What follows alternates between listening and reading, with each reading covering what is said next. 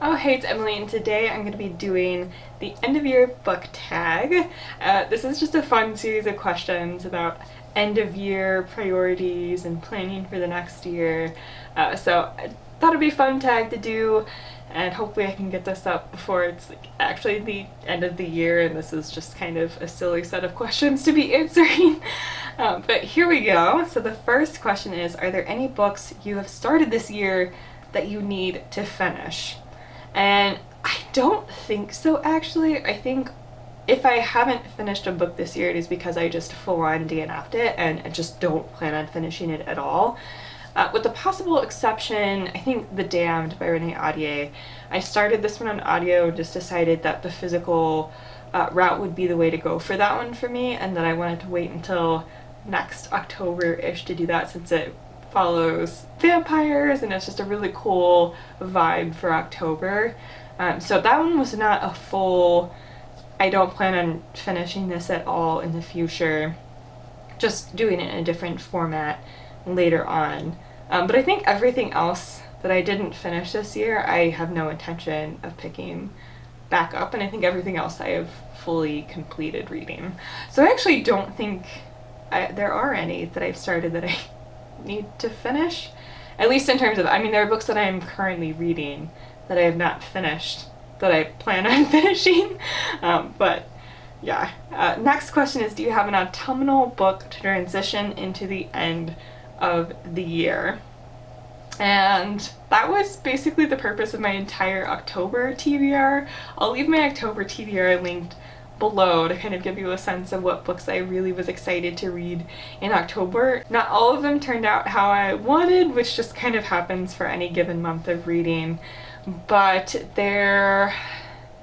there wasn't necessarily one specific one in that TBR that was like, this is the fall book that is going to transition me to the end of the year.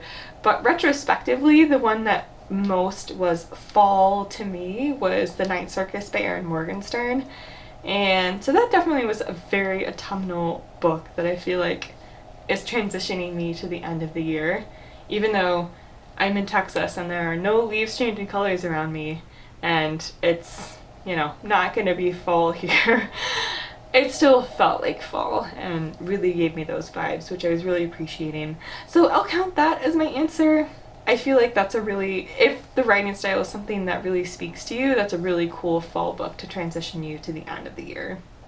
So is there a new release you're still waiting for is the next question. And there are releases for the last couple of months that I am super excited about. So there is it This Virtual Night? So C.S. Friedman is coming out with another book in this Alien Shore universe.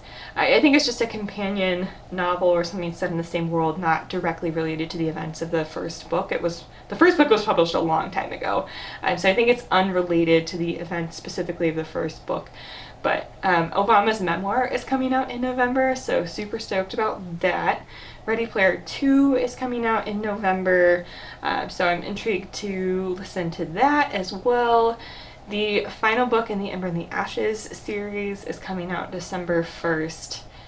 So those are at least some that are still yet to be released this year that I'm pretty excited about.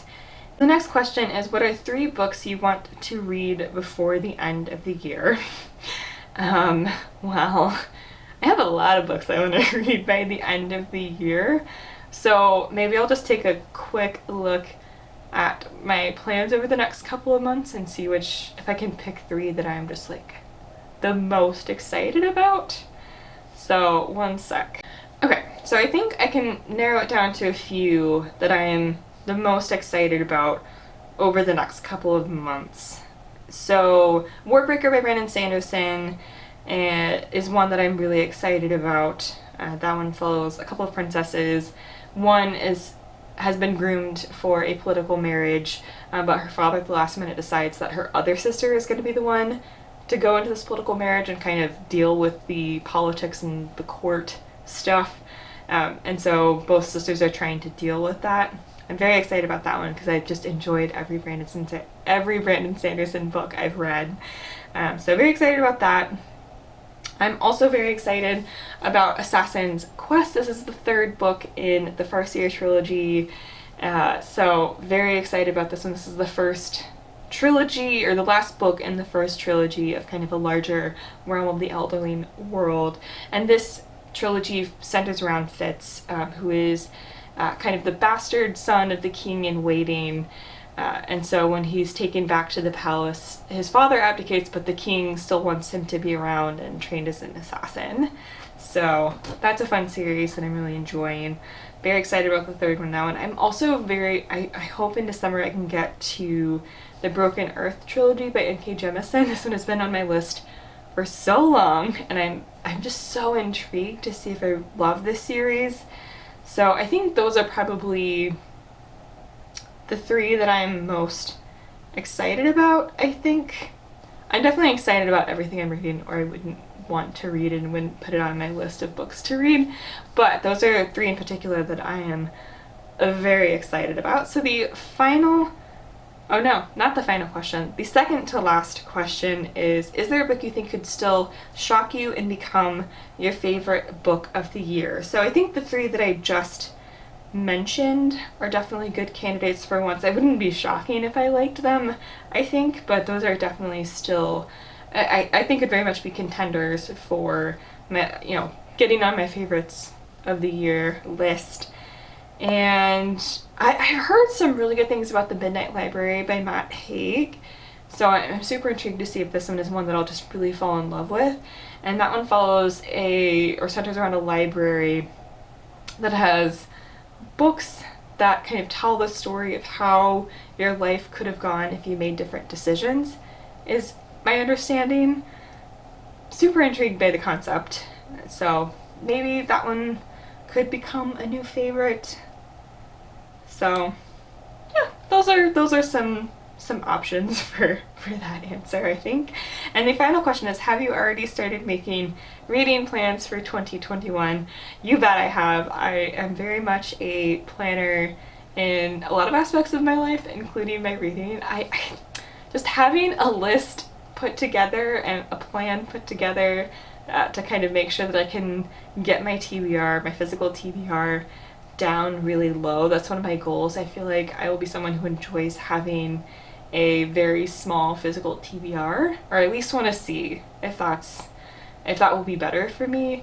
And so I like having a plan and making sure that things that are actually on my physical TBR are still things that I'm prioritizing month to month.